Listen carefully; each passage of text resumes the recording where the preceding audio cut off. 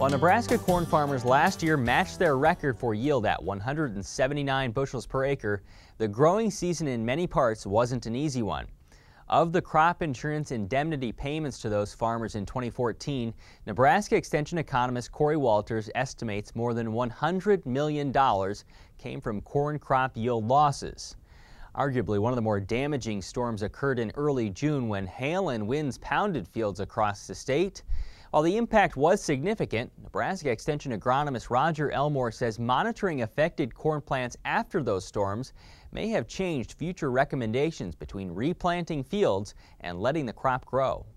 On the 3rd of June, there was a massive storm. It had set several fingers of destruction across the state from northeast Nebraska into central Nebraska.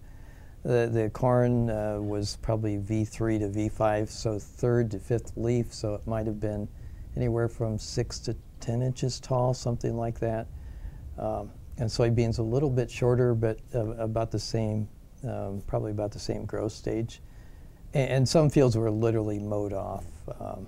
Up by Yuling, it looked like a shredder had gone through and just cut it right, not at an inch, but right down to the soil surface. So it was massive destruction. After these storms went through, you decided to take a look at these plants and maybe figure out how they would last the rest of the growing season. Tell me about the process of what you did in these fields.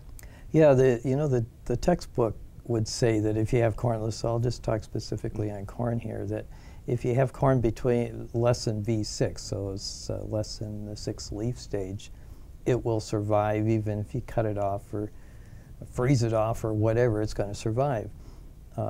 And the reason for that, the growing point is below the ground until that point.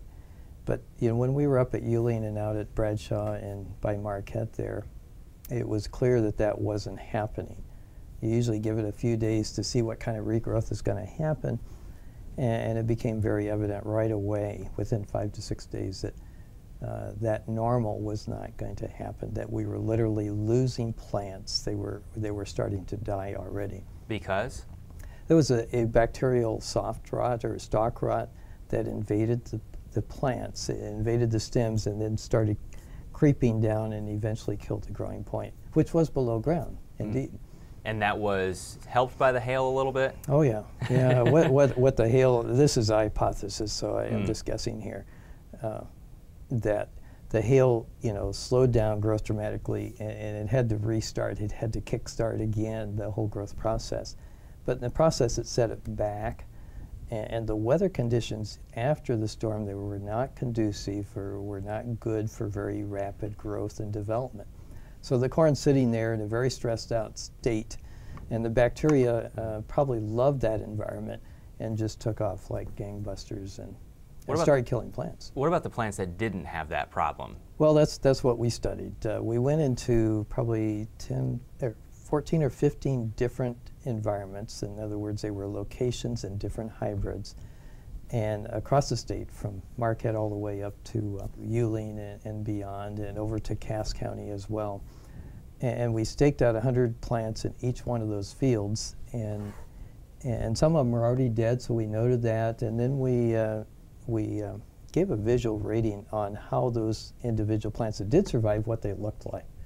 And one plant in our 1 to 5 scale looked almost healthy. It had some battered leaves and maybe a little stripping, maybe a little bruising, and a 5 was dead. From what you saw at the end of the season, does it change your recommendation or your thoughts about what would happen after a hailstorm again?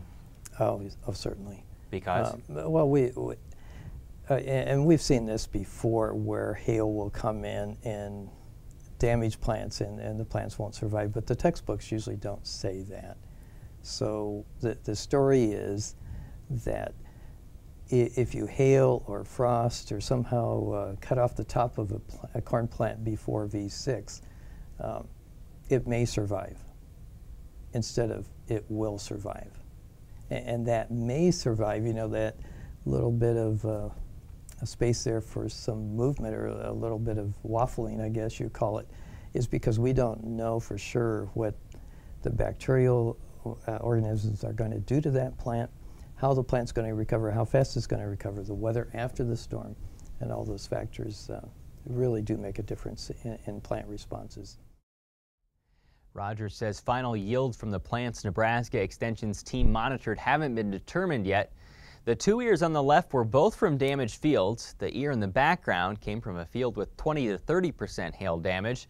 The ear in the foreground was more typical, Rogers says, coming from an area where the survival rate of about 40% could be common.